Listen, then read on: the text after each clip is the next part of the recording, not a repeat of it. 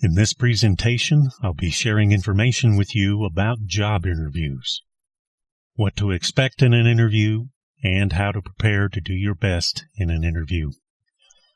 You can get additional information about interviews when you refer to the printed materials that go with this presentation. So, let's take a look at job interviews now.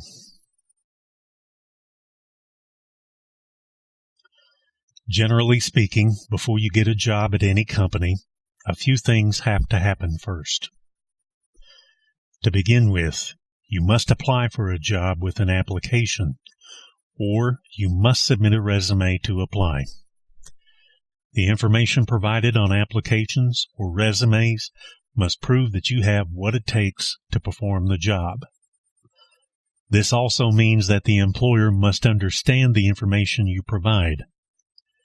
For that to happen, you must follow the directions when you complete job applications, and the resume you submit must be easy to read and contain positive information that proves you'll be successful at the job. If you've submitted a great-looking resume or application, hopefully you'll get an interview. In almost all cases, you won't get a job unless you get an interview. So that's why it's important that your resumes and applications look the best that you can make them.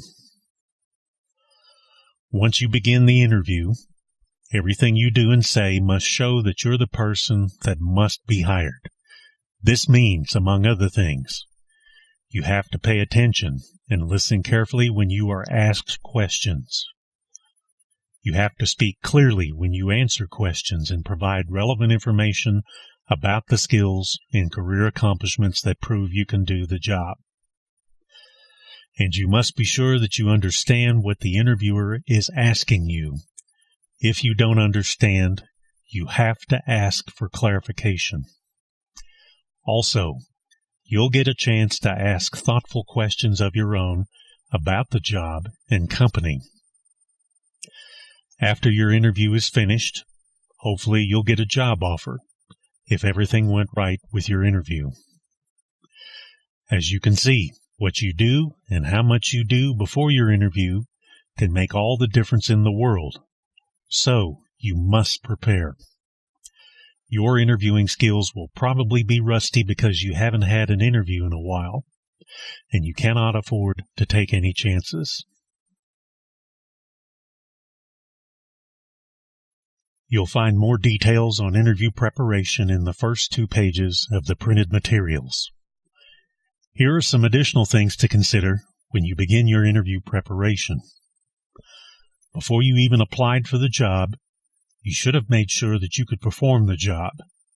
What the posting says can make a big difference whether you can do the job and apply for the job, or not apply at all.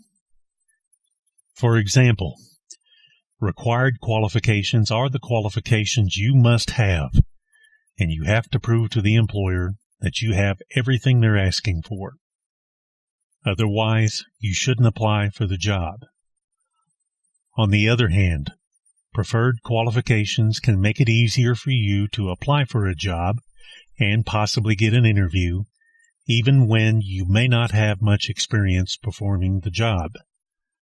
As long as you have most of the preferred qualifications, you can still show in the interview that you can easily learn what you don't know while successfully using what you already have. Sometimes employers will hire someone without much experience, as long as they can demonstrate in their interview that they will be a great employee that can learn things fast and get along with coworkers.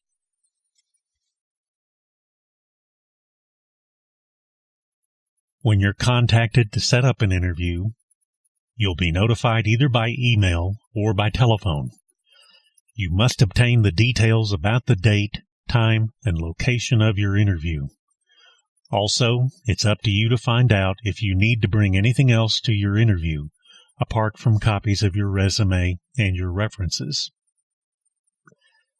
Finally, you must thank the interviewer for the opportunity to ask for the job.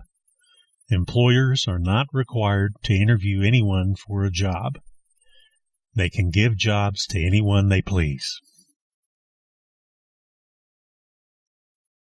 As mentioned earlier, the little details have to be worked out so that you'll look and act your best in your actual interview. You should determine what kind of clothes that you need to wear.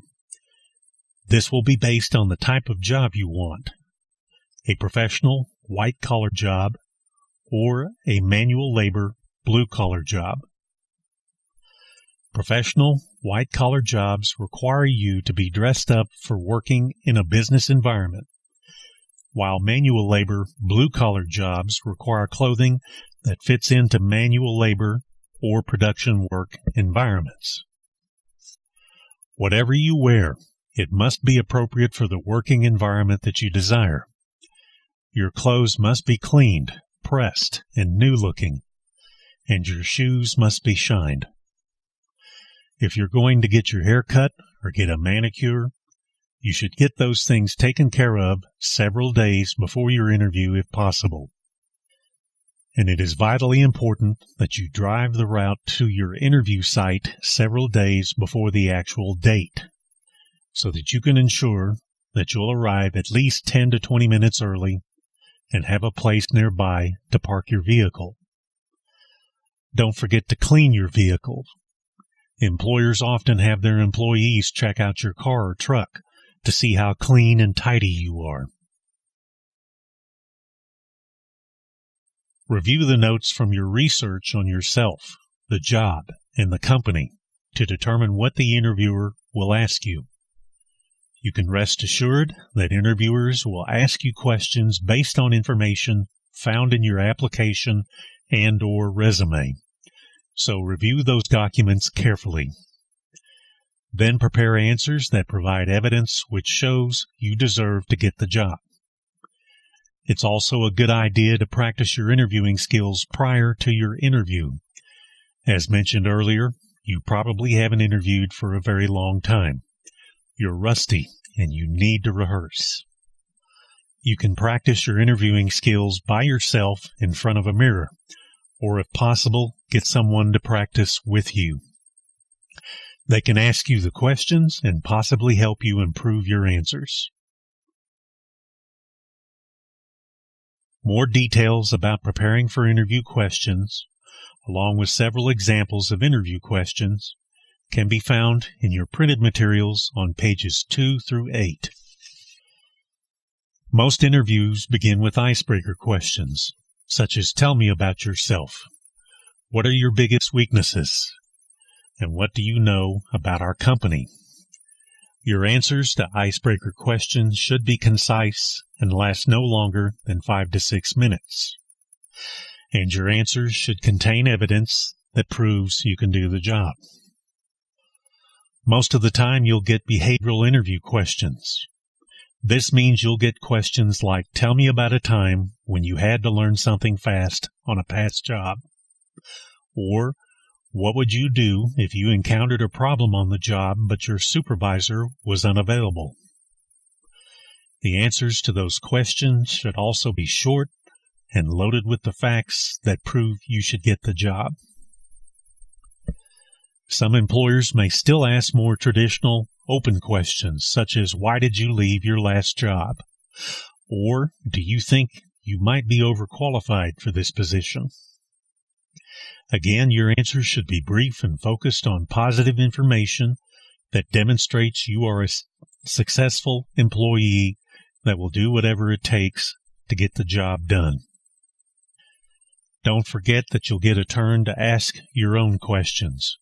Try to have at least 2 to 5 intelligent questions for the interviewer. Those types of questions are covered on pages 7 and 8. Do not ask about salary or benefits until the employer offers the job to you. Utilize your time wisely. Always think of questions you might get. In fact, imagine that you're the interviewer. What would you want to ask a job candidate? Always keep your answers brief as possible. Get to the point quickly, and understand that the interviewer will probably ask follow-up questions to get more detailed information. Your answers should focus on information that shows you have the necessary job skills, you know what the company is about, and you can show how you'll help the company reach their goals, and you will be a great employee that won't cause problems at the company. Finally, when your interview is finished and it's time for you to leave, ask for the job and give the employer a thank you note, either in person the next day or send it in the mail as soon as possible. The Workforce Solutions office in Amarillo offers an interview workshop twice a month. You can get information about the days and times when it's offered at the bottom of your Work in Texas homepage or through the Schedule of Events calendar at www.wspanhandle.com. Thank you for your time.